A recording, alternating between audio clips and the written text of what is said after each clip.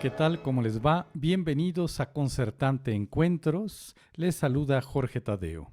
En esta ocasión, el programa se llamará Las hijas de la von Stade. Frederica von Stade nace el 1 de junio de 1945 en Nueva Jersey. Ella debutó en el Metropolitan Opera House en 1970. Hasta el 2006 fue huésped frecuente de este teatro, con alrededor de 300 funciones. En el principio de estas nuevas mezzosopranos existió Fricka, una de las mezzosopranos más encantadoras de la segunda mitad del siglo XX y que, a diferencia de las mezzosopranos grandes como Elena Obrazova, como Ekaterina Semenchuk, Fedora Barbieri, Dolora Sajic y muchas más, tenía esta posibilidad de abordar los roles con una gran inteligencia musical, con un fraseo sumamente elegante, y nos podía dar caracterizaciones de personajes que difícilmente lograrían las voces mucho más dramáticas. Ella tuvo un repertorio que serviría como ejemplo para todas las mezzosopranos por venir. Así que comenzaría su carrera debutando con el Querubino de Las bodas de Fígaro de Mozart, rol que le iba pintado, y que después haría en París en el 74, dirigida por Scholti y escénicamente por Giorgio Strehler. También interpretó a Idamante en Idomeneo de Mozart, Sesto en La Clemenza di Tito, Octavián en El Caballero de la Rosa y, por supuesto, Hänsel en Hänsel y Gretel de Humperdinck. Bien, después de estos personajes tan importantes, en especial mozartianos, también abordó la ópera francesa, donde destacaba la protagonista de la ópera Pelléas et Mélisande, la Charlotte de Werther, Cendrillon de Massenet y también el Querubino, pero en la versión francesa de la ópera también de Massenet.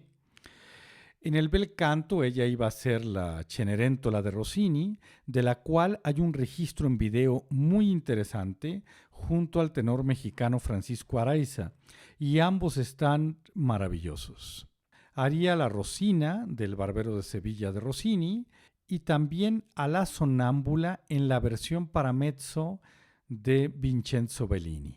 Por si fuera poco, tomó parte de estrenos de muchas óperas, como por ejemplo Las relaciones peligrosas de Konrad Zuse, basada en la obra de Choderlos, donde también participaba René Fleming y Thomas Hampson, si no me falla mi memoria.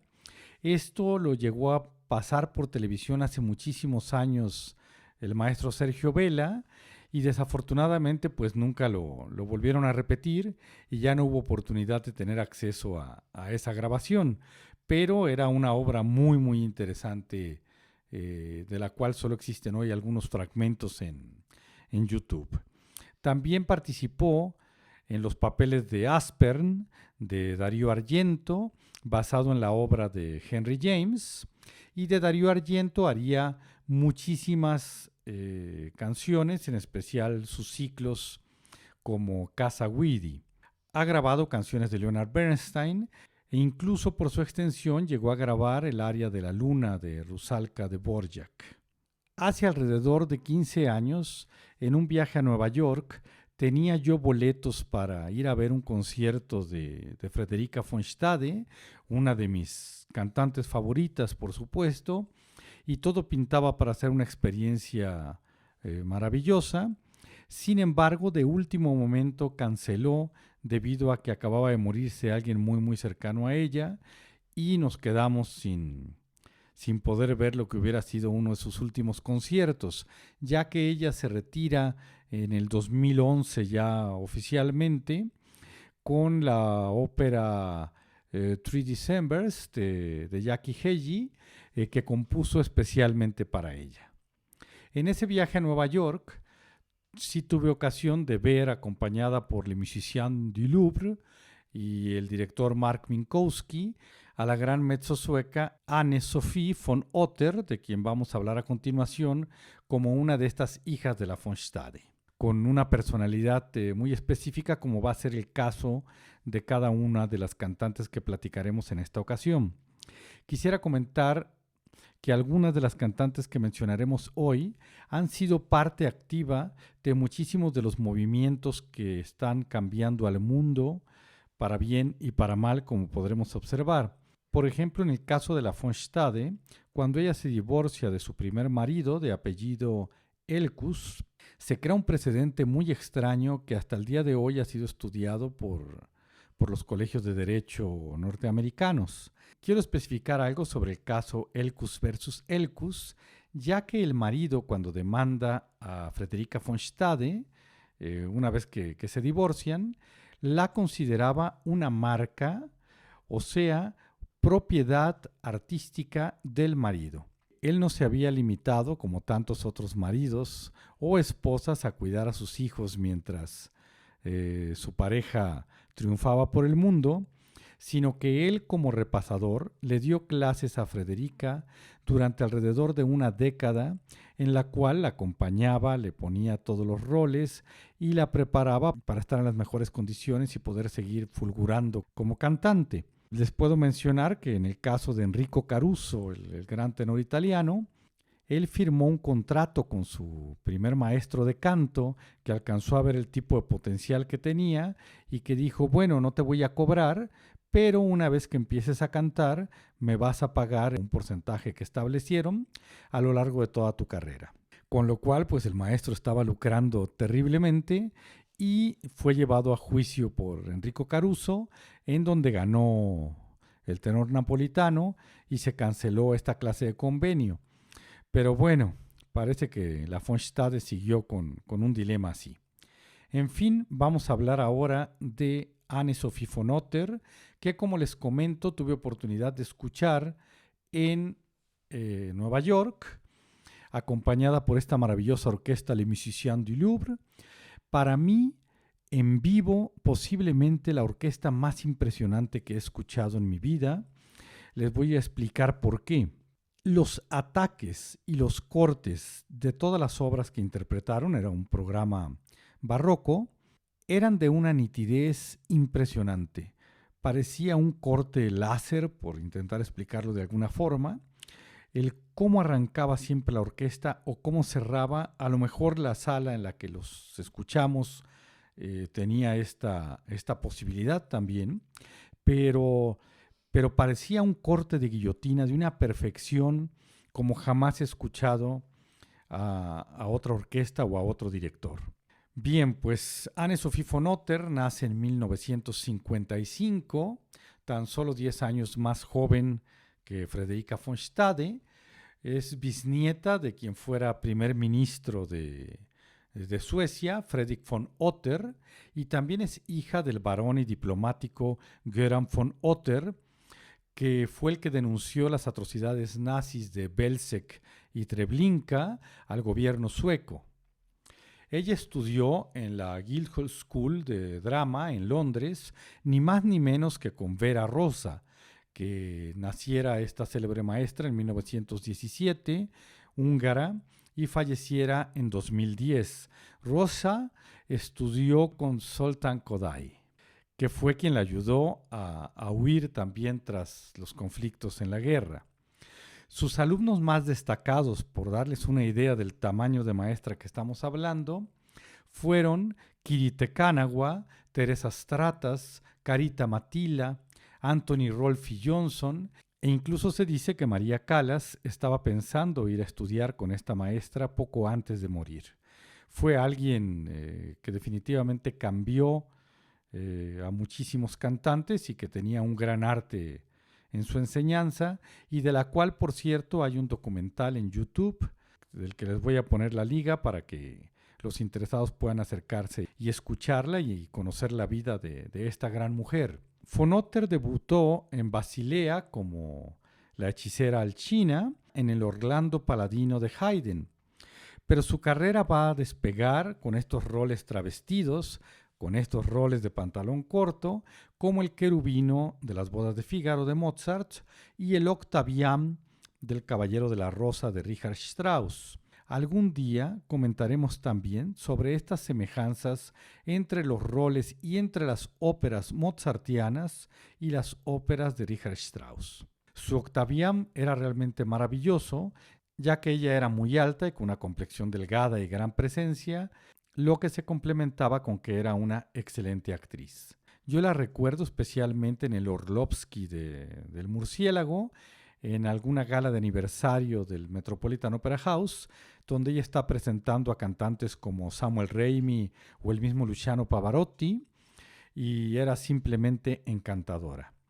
En aquel concierto que les comento que presenciamos en Nueva York, ella cantaba solo obras de Händel, en especial arias de la ópera Hércules y también de Ariodante. Terminaba siendo un acceso que en ese entonces nos sorprendió muchísimo, ya que literalmente estaba tamborileando como si fuera una especie de cantante popular, alguien que veía al barroco como, como música sumamente espontánea, sumamente accesible, y de inmediato empezó a quitarle toda la seriedad a este repertorio, digo, no perdiendo, por supuesto, que el sentido del gran estilo, como cualquier primer profesional lo hubiera hecho, sino que lo dotó de una energía muy, muy especial, y entonces prácticamente estábamos encantados escuchando a esta cantante. Quizá no sea la voz más grande que haya escuchado en una cantante en vivo, sin embargo sí puedo decirles que de las cantantes que más me han impresionado en toda mi vida está sin duda Anne-Sophie von Otter. También termina metida en un gran escándalo ya que en el 2018 su marido se suicida. Anne-Sophie von Otter, junto con artistas como Catherine Deneuve y muchas otras, alrededor de un centenar en Francia, firmaron una carta donde se oponían a que siguieran estos grupos adelante con las consignas de Me Too. El encabezado de un reciente artículo de la BBC dice: puedes destrozar a una persona. Anne-Sophie von Otter, la prestigiosa cantante de ópera que culpa al movimiento Me Too del suicidio de su esposo. Von Otter, de 63 años, en esta entrevista, les dice qué estamos haciendo con nuestro maravilloso mundo. La mentalidad gregaria de rebaño se ha hecho con el control y es una amenaza para el pensamiento crítico e independiente. La prensa sueca publicó unas acusaciones contra Fredriksson cuando tenía 58 años, que se comportaba como un dictador y toleraba el abuso sexual y acosaba a sus propias empleadas. Él era director del Centro de Arte y Cultura más importante de Estocolmo, donde llevaba trabajando 16 años. Según el periódico, el director le pidió a una actriz que ensayara desnuda y una serie de acusaciones por el estilo. A partir de ahí se creó, como en el caso de tantas personas que conocemos, una campaña difamatoria tremenda. Ya no había la posibilidad de hablar o de que alguna otra persona entrara a defenderlo porque inmediatamente la asumían en el fango. Sin embargo, a raíz de todos estos ataques, cae en una gran depresión que lo lleva a suicidarse. Von Otter explica que su marido siempre tuvo un comportamiento ejemplar, que definitivamente era alguien muy estricto, pero que estaba totalmente alejado de esta situación. En fin, no dudamos que muchísimos de los que han sido acusados tengan razones para hacerlo, pero al menos en este caso, bueno, hay una crítica muy severa desde el lado femenino a este movimiento. En la revista Pro Ópera, en el 2012, en una entrevista de Lorena Jiménez a Anne-Sophie von Otter, hay un dato muy interesante que también nos habla de una controversia distinta. Le pregunta a ella sobre un disco que grabó en el 2004 que se llamó Music for a While, donde, entre otras obras, cantó L'Eraclito Amoroso de la cantante y compositora Barbara Strozzi, y que también en un disco previo había rendido un particular homenaje a la compositora francesa Cécile Chaminade, que fue admirada en su momento por músicos como Gounod, Saint-Saëns o Massenet, pero que ha sido injustamente olvidada. La pregunta concreta era: ¿le preocupa la tendencia a ocultar la presencia femenina a lo largo de la historia de la música? Me refiero a que en muchas otras ocasiones no se menciona a dichas compositoras en los libros de historia de la música, aclara la entrevistadora. Von Otter contesta, me cuesta creerlo, pero si es así, es una vergüenza. Sin embargo, mi razón para grabar a Strozzi o a Cécile Chaminade es la misma que para cualquier otro compositor. Simplemente me encanta su música y considero que merece ser grabada. En nuestra playlist incluimos el dúo de Lakmé de The Lips, donde canta Anne-Sophie von Otter junto a otra mezzo sueca que nació en 1970 y que también está ligada indirectamente a otro movimiento bastante activo en el mundo, que es Malena Erdmann. Malena Erdmann no quedaría como una de las hijas de la von Stade, ya que termina siendo una voz de posibilidades únicas.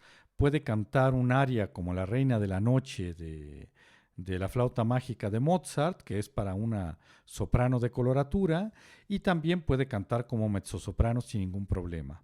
Tiene una formación musical muy sólida que le permite cantar barroco, música contemporánea, y por si fuera poco, es una gran intérprete de música popular. Llama la atención que es la madre de Greta Thunberg, que es esta joven activista que está peleando contra el cambio climático y que tantos dolores de cabeza ha dado a muchos de los líderes de hoy. Sin embargo, contrasta la seriedad de la joven Greta con un humor excesivo de parte de la madre, Malena Erdmann, no al respecto de estos casos, por supuesto, sino en su quehacer artístico. Por ahí existe una grabación donde va a cantar una voce poco fa frente a algunas grandes autoridades y finge que se resbala antes de llegar a cantar y cae al suelo, lo cual impresiona a todo el público que cree que de verdad cayó y de repente se para y era una más de sus bromas y comienza a cantar el aria de la Rosina del Barbero de Sevilla, pero cosas como estas las sigue haciendo en muchísimas ocasiones, no demeritando, sin embargo, su trabajo artístico. Creo que es alguien con un potencial que quizá es tan grande que por eso lo lleva a otros derroteros. No es que avale que existan este tipo de situaciones en la ópera, pero bueno, vale la pena escucharla, por lo que incluiremos de ella el Yukali de Kurt Weill y también una canción, Lass mich einmal deine Carmen sein. Déjame una vez ser tu Carmen. Es una canción muy interesante de Friedrich Holländer que vale la pena escucharla. En nuestra playlist que vamos a incluir en la información de este programa, incluimos primero, por supuesto, a Frederica von Stade cantando el Non so più cosa son cosa faccio del Cherubino, después el Che farò senza Euridice de Orfeo, en Orfeo y Eurídice de Gluck, y después la Perichol, el aria Aquel Diner de la cena donde ella se emborracha, después de las banalidades de Francis Poulenc, Hotel, que simplemente es una canción donde está filosofando poéticamente sobre el humo y la entrada de la luz por su ventana mientras ella fuma su cigarrillo, y en un contraste muy grande de Showboat, el Only Make Believe junto a el tenor norteamericano Jerry Hadley, que también se suicidara con una escopeta hace algunos años tristemente y privándonos de un gran cantante. Con Anne-Sophie von Otter vamos a incluir del Lamento de Arianna de Monteverdi, el Lasciatemi morire, Déjame morir, con una interpretación muy expresiva y sobre todo con esta tendencia ya a abarcar ese repertorio con las disonancias correspondientes. Si me permiten un breve paréntesis, en el canto es muy común que se estudien las 24 arias antiguas que pertenecen a la edición Schirmer. Sin embargo, esas arias fueron armonizadas de forma romántica mucho tiempo después por alguien llamado Theodore Baker, y aparte fueron limadas todas las disonancias que pudieron existir de origen, como en el caso de Lasciatemi morire.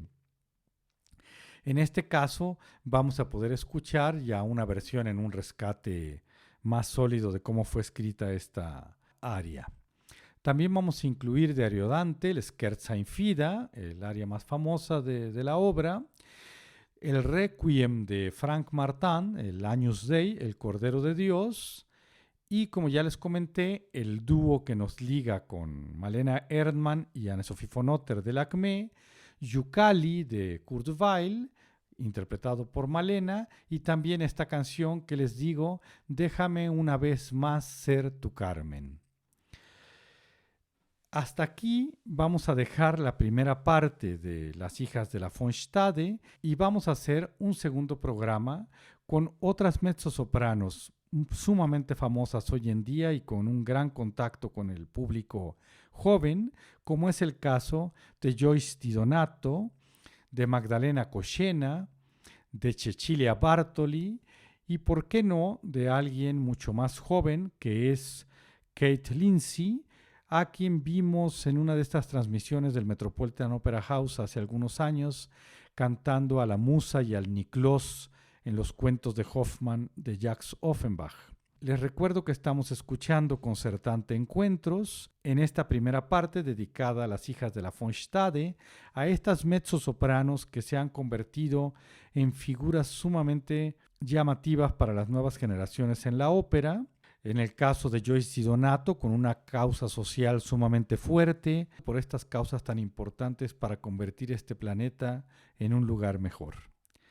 Les recuerdo nuestras redes sociales, en Instagram y YouTube, Concertante Encuentros, en Facebook, Las Encrucijadas del Tiempo, y en Twitter, Concertante Producciones y Jorge Tadeo. Muchísimas gracias por acompañarnos y los esperamos el próximo jueves con la segunda parte de este programa.